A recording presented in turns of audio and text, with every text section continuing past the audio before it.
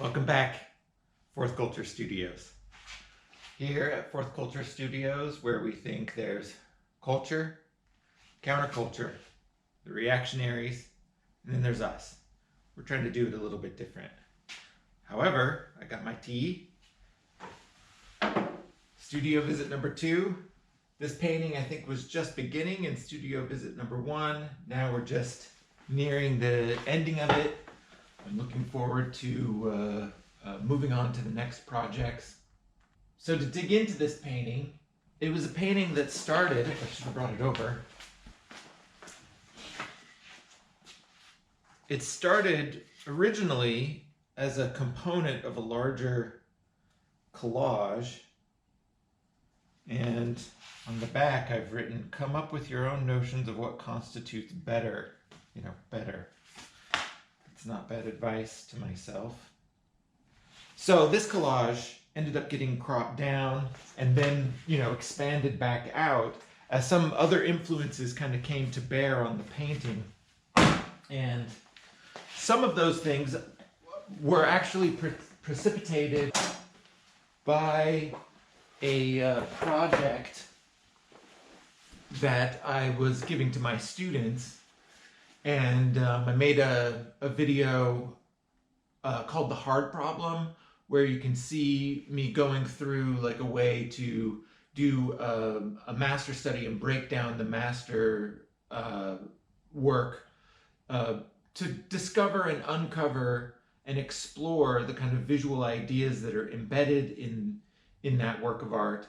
And that kind of thing is thinking about, composition. So the underlying geometry in the composition, we might look at composing in light and shade and how that works in a master work.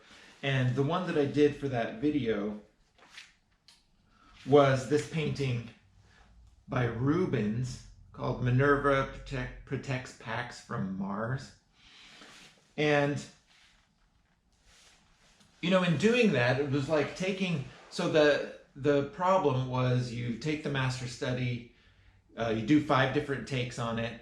So we did just like a straight drawing of the master study, and then major area divisions, and then composition in light and shade, dominant diagonal, plus its reciprocal, aka gamut.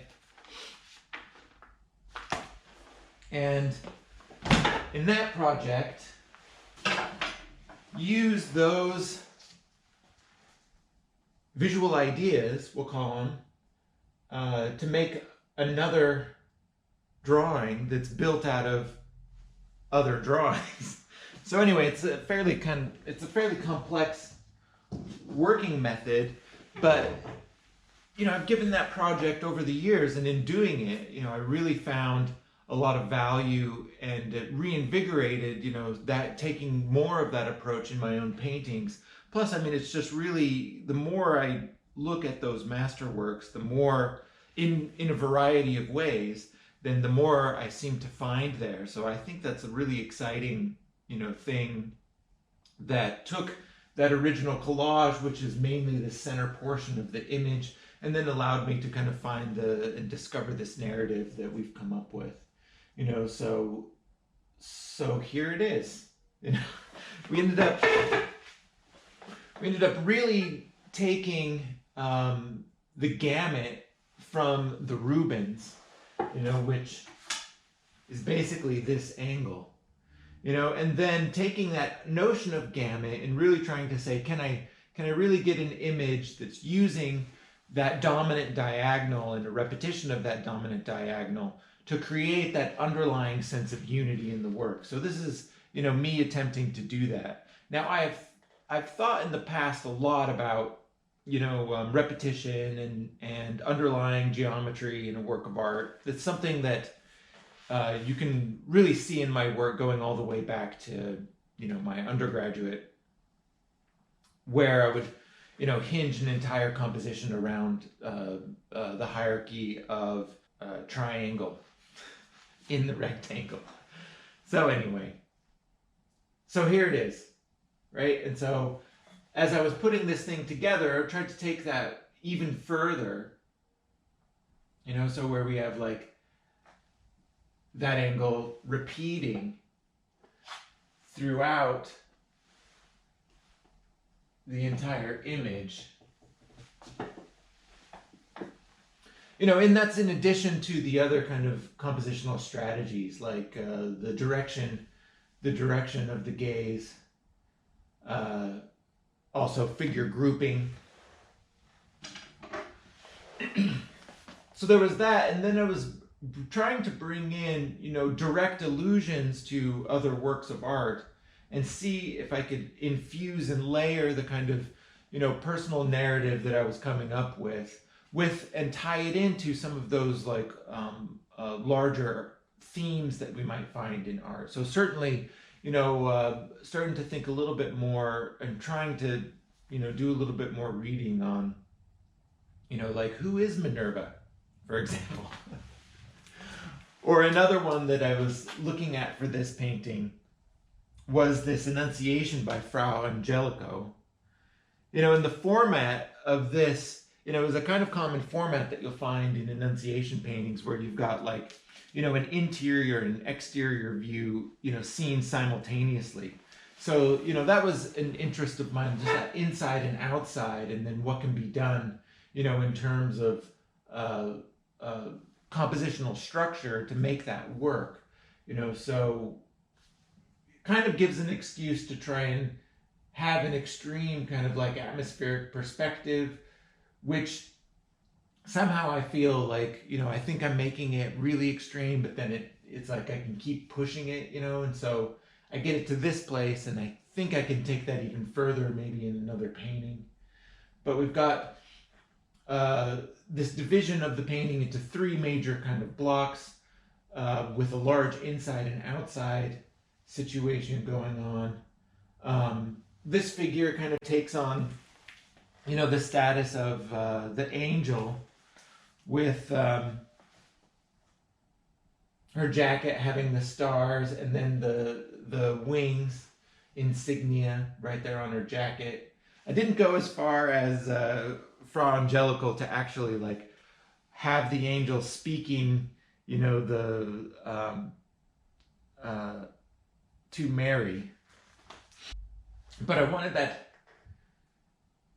jacket to kind of have a mirroring effect, to the two panels, on the outside of the image. So the structure is almost like a kind of triptych, where those panels can actually fold over and enclose, enclose the central panel of the work. But so we've got this, the stars on her jacket, and then over there in the sky we have the stars in the sky, which are Van Gogh stars. So I think that's the most like direct kind of allusion to a historical work that I think I've ever. Maybe that's not entirely true, but usually I'll put those kinds of allusions, direct allusions like that, in the format of, like a painting. So, to jump ahead a little bit, down here we have like Cezanne explaining painting to some policemen. And really it's Cezanne as like Gully Jimson from The Horse's Mouth, if you've read that, Joyce Carey. If you haven't read that and you want to read it, I try and give that book away to whoever I can. So send me send me a note. How about this? Buy a t-shirt for me, and then I will send along with the t-shirt a copy of The Horse's Mouth from Gully Gibson. The only problem is I don't have t-shirts for sale. So it's a one-to-one situation. You order one, I'll make one and send it to you. Okay. So we've got stars in the sky, stars as signifier of the universal, as embodied in this young girl. This landscape in a strong atmospheric perspective, heading toward a kind of pastel and intense colors. And then down here, we've got this city also heading toward, a stronger atmospheric perspective, but it's going to neutrals. In terms of those reversals, we've got the atmospheric perspective applied to this city, which is in front, and then we've got the stars, which should be back in the sky. Now they're in front, so I'm trying to think about ways that I can play with a notion of reversals. So in some senses, it's an extension of a notion of like a spatial reversal in painting, which is this age-old, maybe it's a trope, but the tension between depiction and flatness. And some of that conversation is really highlighted in modernism. It's in Cézanne's work for sure, but the tension between the flatness of the picture plane and then the depiction. For me, and I see this coming up again and again in my work, I find it like an endlessly activated kind of space, but it's a kind of like visual shallow space, where the dimensionality is kind of like 3 or 4 feet deep. I think of it kind of as a like a high relief carving. There's this space, or the frieze, of a building, with sculptural kinds of elements, where you've got just about 3 or 4 feet of actual space. And in this painting, I'm really trying to get that sense of 3 or 4 feet as against and separate from the kind of like depiction that's there. So it's like, can I depict both that deep space, but then have the visual space of the whole painting be stuck in kind of like 3 or 4 feet of space. So it's like a dual, kind of illusion going on, and then, with the figure groupings, in this one, it kind of starts to feel to me a little bit like, a coral reef, which is another kind of, visual trope that I come back to quite often in my paintings. And in some ways, in the newer paintings, I keep finding that sensation, and it is more of a sensation that I'm trying to describe, like how I want the paintings to feel. But then I'll pull out, older paintings, and there it is again, So it's like I keep discovering, this sensation that I want the paintings to have, in the work. And maybe that begins to be something that starts to tie my, work together over time.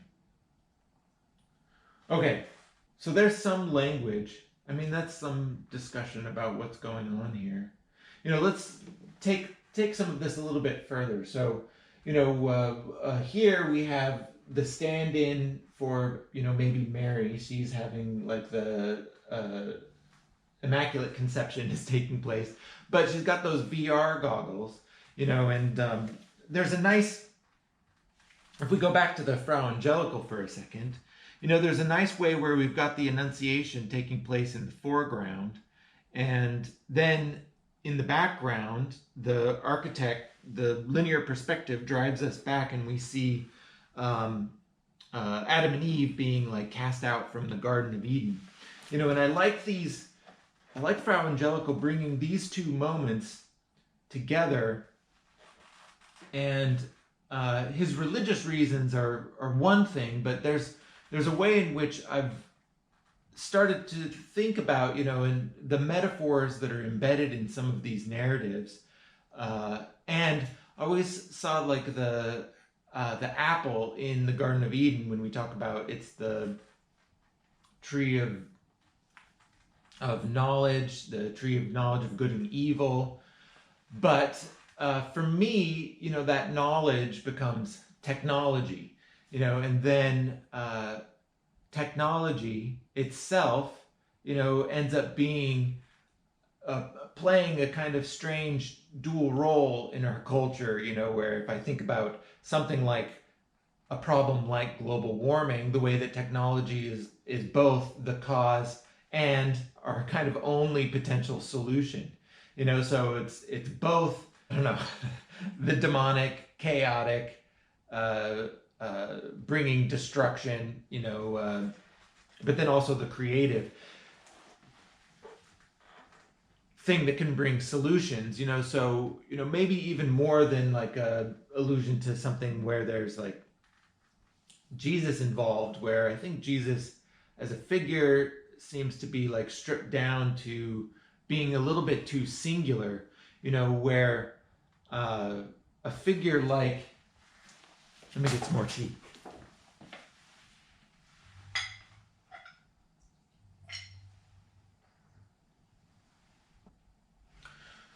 Where a figure like Lord Shiva from Hindu mythology, and I'm more familiar with Lord Shiva as discussed kind of through like the Hare Krishna tradition, but the notion of birth, the notion of the god of like destruction and birth, having those two forces kind of wrapped together, I think captures a little bit of, the promise and struggle that we face with technology.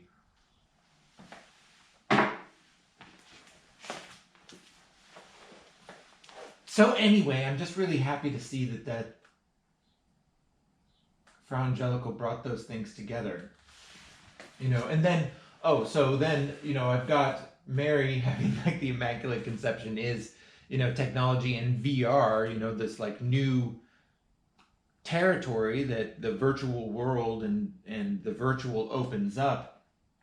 And of course, I'm using that as a kind of, hopefully, a way of excusing the blunt kind of collage space of the whole image, where it's like I can just tear open, these different spaces and stick them all together in one image.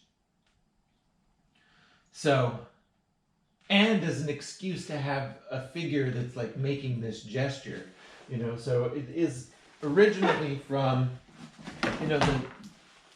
the gesture's originally from this, I don't even know what magazine now, but it's from this model, and she's making that gesture for some, like, to sell shoes or something. I don't know what she's selling. But how do you take that and then make it make sense, in this painting? And my answer was like that VR. So, and if I keep playing with some of those things, it's like, who did the figures become stand-ins for? So we've got Gully Jimson down here, or Cezanne. It's like the artist, and the artist's kind of singular, I don't know, self-obsessed struggle, the narcissism of the artist, against a kind of like group of three, and anytime you got a group of three, it's like going to be, the Trinity, or it's going to be the three wise men, or something like that. And these three are depicting a kind of, are taking on a kind of take at painting itself. So, we've got, she's in gold, bringing gold maybe, and she's painting.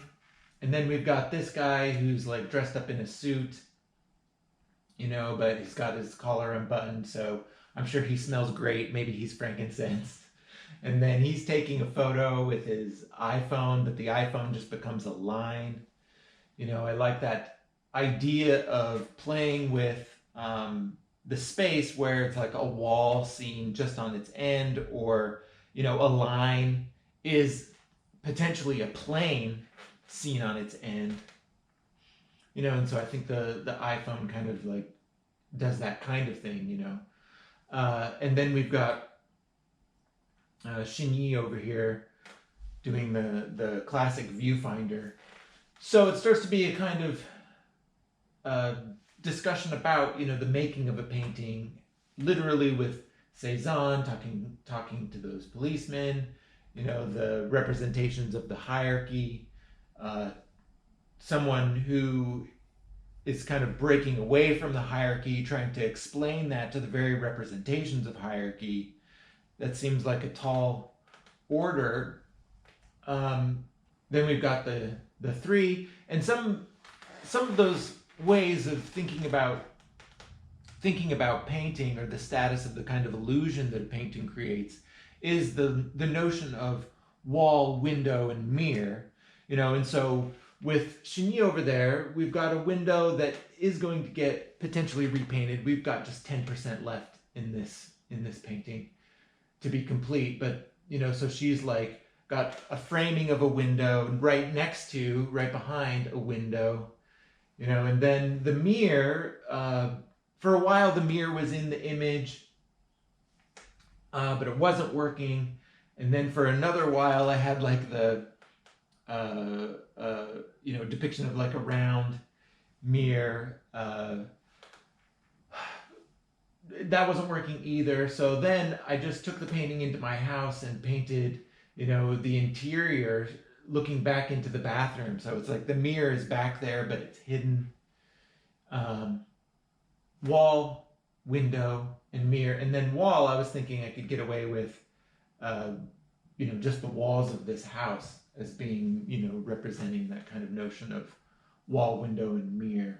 So, and then we have, our other figure grouping separating out because they're becoming just like these flat shapes, as a way of talking about they're kind of in the view of, Chigny and her viewfinder, and she's like doing the squint and squinting down. So this is also kind of a depiction of like a holy family, but in this holy family, it's like they have like too many kids, or they just have 3 kids, but it's like the idea of like the singular child, versus like the multiple, the singular child as the representation of the very thing that can save us, so it's like Jesus in the Holy Family paintings. But then we have that singular child as the individual who can save, the parents, I guess, is who the child is saving. But then we have like 3 versions of it, 3 separate saviors. So I'm not sure where that goes or what that means. And then we have, on this side, we have these successive kind of like punctures of space, overlapping and then punctured space. So it's like the nights, the atmospheric city that's overlapping that night scene, which is then all blurred out, which is then overlapping kind of a bank of trees, overlapping the sky, and then, these houses overlapping. All right. That's kind of it for this painting, at least as I'm thinking about it now. And, if there needs to be updates, maybe we'll go for an update. But one kind of update, just to start to talk a little bit about some of the next projects, and also, maybe show you some older paintings. I'm not going to go into a full description, but here, maybe we'll do a little bit. Here's an older painting that was damaged, and a studio visit with Isaiah B. Lattimore. Shout out to Isaiah. And so I pulled out some of these older paintings that were, just stacked in the corner. The reason this one's actually stacked in the corner is because it was damaged in shipping, and I still haven't, sewn it back together and fixed that. I still would like to do that because I like this painting, but some of the stuff that you can see here is some of the concerns, from, gosh, it's like might be almost 10 years ago now, but some of those concerns are kind of rediscovered and repeated, in this newer painting. And there is a way in which it's like I keep finding myself, discovering and relearning, the same things again and again, but each time I learn them, they just seem brand new to me. So, here we have this figure, which is an egg-headed professor, the empty-headed professor, smoking a cigarette, and then holding up a book that has a Max Beckmann image, but it's not painted in any way that you would be able to recognize it as Max Beckmann. You know, and then of course we've got this kind of coral reef, shallow space against the larger deep space, pulling the main action and figures like right up to the picture plane to make it a kind of, you know, high relief freeze situation. You know, some other kind of symbols that used to crop up a little bit more, but you know, certainly they'll be in future images too. Here's another recent one back in the corner with the elephant on the world. You know, here's the elephant fighting with the octopus. And then I'm trying to see what you can see here. I'm trying to go through these this leftover paint from murals that we did last year to see how much paint I'll need to order to try and make this mural. And I'm still trying to get final approval for it. And if it gets made, then I'll do some more videos about it. So we've got that going. And then the other thing that I want to show you guys is, here's this one from our first Don't Drop the Cake. Here's another one.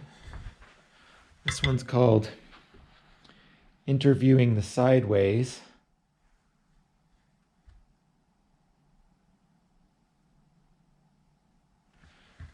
So that's enough of that.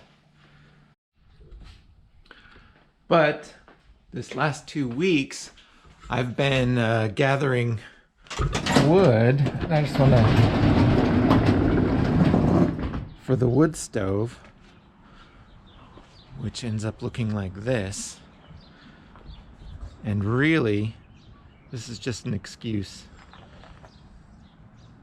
to show you this video that's coming up.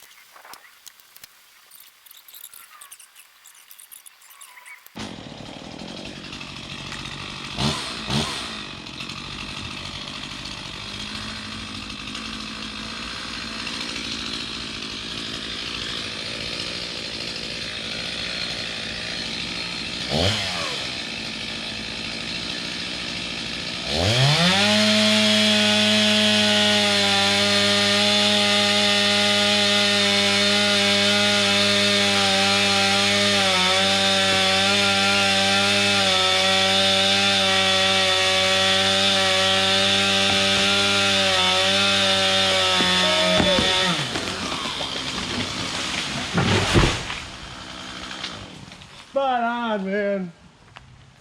Excellent. We should have put a bullseye and it would have fallen right on it.